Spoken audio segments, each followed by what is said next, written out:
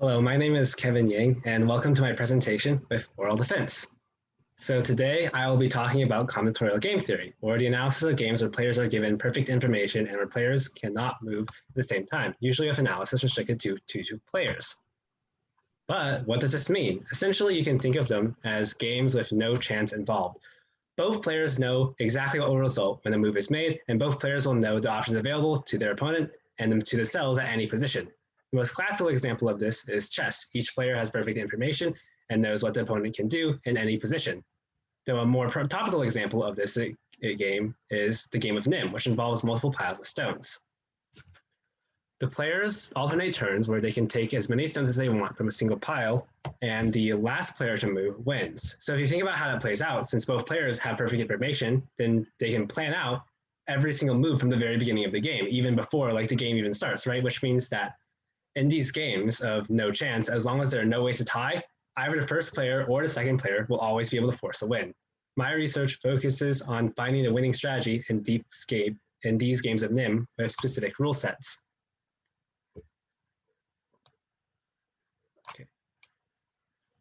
To find the winning strategies in the game, every position is classified as either a P or an N position, and these positions alone can allow somebody to determine the winning strategy. Position is defined as a P position if the previous player to move has a winning strategy, and an N position if the next player to move has a winning strategy. The classification of any position can be determined recursively. If from a position you can move to a P position, then that position is an N position.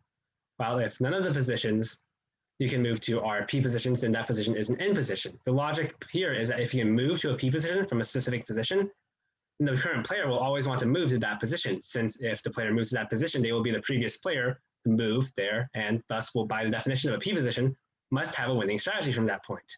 And if you don't have a P position from a certain position, then you are forced to move to an N position, which means that by the definition of N position, the next player to move will have a winning strategy, which is the previous player from the move from where you were originally at. So that position must be classified as a P position. The idea of P and N positions was first formalized in games of no chance. I mean, not games of no chance. It was first formalized in winning ways. If we have a full list of all of the P and N positions, then the winning strategy from any N position is to repeatedly send an opponent to a P position until you win. And from a P position, you know that if the opponent plays perfectly, you'll never be able to win. But if they mess up, you know to repeatedly send your opponent to P positions. Thus, if we know the classification of all positions, we have found a winning strategy. This, however, involves calculating out a potentially infinite amount of positions, which is impossible. Best way to get around this is to look for repeated patterns in P and N positions. Then you do not have to find a potentially infinite amount of P and N positions, which only just a select few, and then all you need to know is the pattern. So overall, the game of Nim is very broad. All it involves is taking objects from piles, and as such, there are many ways to restrict or change the rules of Nim to make it much more interesting. Although it may seem minute, there is a large difference between normal play, where the last player to move wins, and Mazir play, where the first player who cannot move wins. In normal play games, we can use the powerful Sprague-Grundy theorem, which allows games to be solved very efficiently in normal play. And as such, there is noticeably less work done in Mazir play games because of that hindrance. There are more ways to restrict the rules than just going between Mazir play and normal play, though. You can say that a player can only remove 2 objects from a pile if that pile will be removed entirely by removing 2 objects, or that a player can only remove 3 objects from a pile if you relieve some amount of objects remaining in that pile. Rules like those can be described by using a notation called octal codes, where the rules of a game are written as a decimal, so like 0.33333. One of the goals of combinatorial game theory is to find a solution of a plethora of Mazir play games of octal codes. In fact, Thane Planbeck offered a $25 bounty per game on finding the winning strategy in many Mazir play games of octal codes. And Aaron Siegel adapted and used a program called Mazir Solver to find a winning strategy in the majority of these games. But a few are left unsolved because of diagonal patterns. So here you can see an example of one such diagonal pattern. So they were much harder for Mazir Solver to deal with and were thus left unsolved. So our goal was to develop a program to solve games of these sort of diagonal problems that Mazir Solver could not solve. And the work focused specifically on the game 0.31011. In order to get more context to how my program works, I need to explain how the computer represents all of the possible positions in a game. So we can simplify all the positions in the game into a coordinate system, which would be represented by like a multidimensional array in a computer terms. So essentially we can have the first coordinate represent the number of piles of size 1, the second coordinate represent the number of piles of size 2, so on and so forth. And so we can put all of these sort of positions into an coordinate system, and that coordinate system can be represented as an array in computer terms. So now I'm going to look at some of the methods used in my research. So my program involved 4 core sections that each played a separate role that would help solve these games. One would find whether a specific position was a peer in position based on previous positions. The second would check for linear patterns, the third for diagonal, and the final one would coordinate all of these other sections so that they work together properly. So the program would start with an empty array and would start filling in array with either peer in based on previously found positions. It would do so by adding layers, quote unquote, onto the array. So if you imagine, if this was what it originally looked like, we only know what this one box is. And whenever we add another layer, right, if we add like a layer in the X direction, we would add the second box. And if we were to add a layer in the Y direction, we might add these 2 boxes in the front. So this way we can like build up an understanding of how the game will work. So if a pattern hadn't been determined in a specific direction, the program would continue to add on a layer in that dimension, and it would compare that layer with all previous layers. And if a match was found, then the program knew that there was a pattern and moved on to finding more layers in the next dimension. Otherwise, it would continue finding more layers in that specific direction until a match was found. Future dimensions, however, could mess up a pattern found in the previous dimension, so the program would check if all the patterns still hold after any layer in any dimension was added. So this comes into play in diagonal patterns. So let's say we had a diagonal pattern in the 3rd and 5th dimensions. Then the program would sail smoothly until it reached the 5th dimension, in which case the program would be able to successfully find a pattern in the 5th dimension, but in the process, it would mess up a pattern found in the 3rd dimension. So then the program would have to go back to the 3rd dimension. But in the process of finding a pattern and refinding a pattern in the 3rd dimension, it would mess up the previously found pattern in the 5th dimension, and this would result in an infinite loop. So instead of looping forever, my program would stop this back and forth motion after the dimension hit an arbitrarily large size and would start testing for diagonal patterns. So using this overarching structure, the program found the results shown in this image. Essentially, it found that in the purple region, the purple region had the same overarching pattern as the region that is 2 to the left and 2 down. So each of the purple region has a corresponding red region that has the same pattern as it.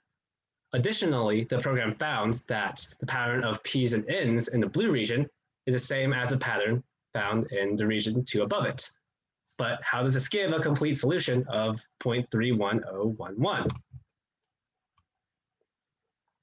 In order to get a complete solution, the graph has been divided into sort of 3 different sections. So we have this sort of upper section at the cross going across the top. We have this horizontal section going across the top. We have this vertical section going across the left. And we have this middle diagonal region that is going across the center. So at the very top, let's say mark out a couple of regions and have a specific pattern. So let's say that this region has a, did the formatting of my presentation mess up a little bit there, or is everything still looking okay? It's okay. Okay. So at the top here, we sort of have, say we know, like this is, oh my God. 8.0 is B and 9.0 is A and 9.1 is C and 8.1 is D, right? So we already know that 10.0 and 8.0 must be B and 10.1 and 8.1 are matching. So we have this sort of repeating pattern over here, but then every single square is determined only by the square to the left of it and the square above it and the square diagonally up and to the right of it. So if you look at this A here, right, this A at 9.0 is determined by this square, the pattern in 8.0, right, because that's to the left of it, and is determined by 2 like squares that are sort of off the map, so they don't really matter, right? So we have this same pattern at 11.0, right, because we have 1B to the side, and we have these 2 things that don't really matter right above it, right? which means that we can extrapolate from this that 11.0 must have the same pattern as 9.0. So this must be like an A because we said the pattern in 9.0 was like sort of A, right? By similar logic, we can say that 12.0 must be a B because it is bordered by an A and then nothing on the sides, right? And if we sort of repeat this all the way along this side, we can say that the top must alternate A, B, A, B, A, B, A, B, A, B, right?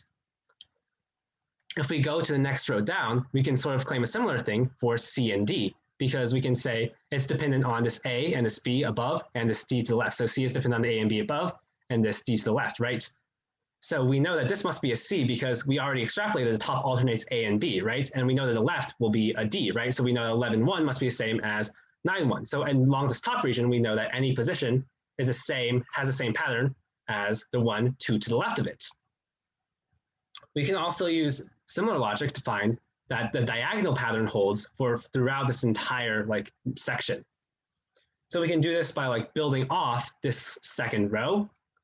So from like the previous what we previously know, we can figure what our program specifically said to test for was that 11.2 would have to be the same as 9.0, right? So we already know that this would have to be A because we already said that 9.0 was A, right? Similarly, 12.2 would have to be B, and 10.0 would have to be B because 10.0 is B. And we can use similar logic to figure out that this alternates A and B, right? But we also tested that D, this 11.3 is the same as 8.1, right? So we can say that D is here, right? Now, if you notice, we have this DAB pattern, right? And we have this DAB pattern at this bottom, right?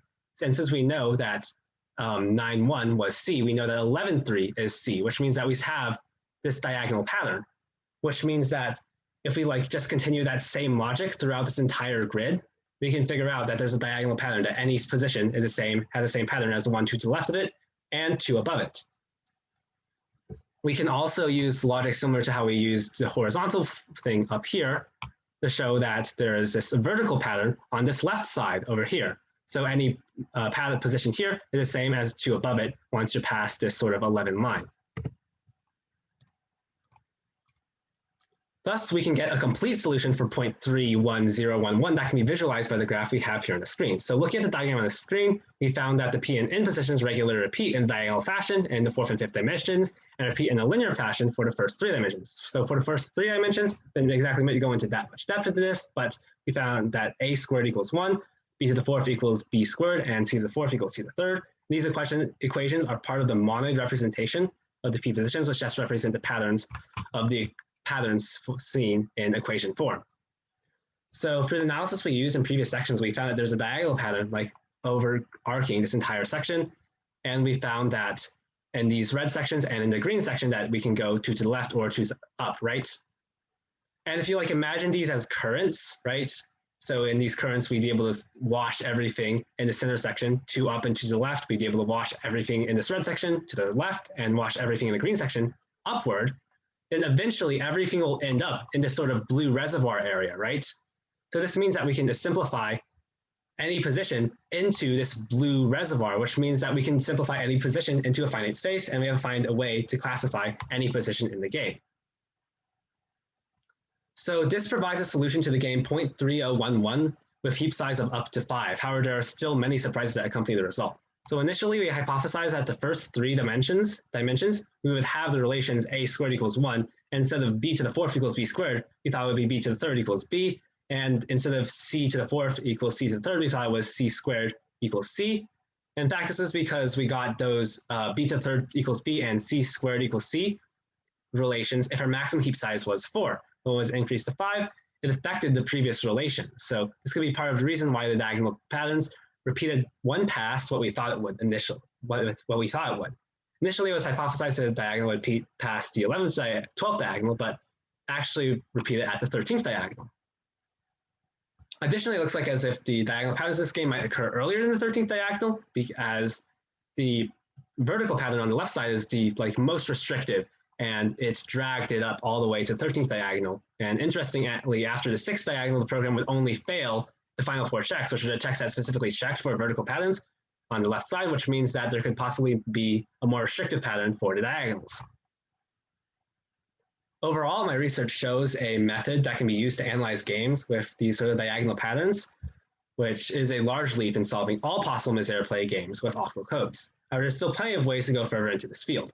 By expanding my program to address dimensions higher than 5, it can be used to give a complete solution of 0.31011, allowing for the game to be solved past a maximum heap size of 5. So hopefully this research can be taken further in the future to solve all Misere play games with octal codes. So, are there any questions?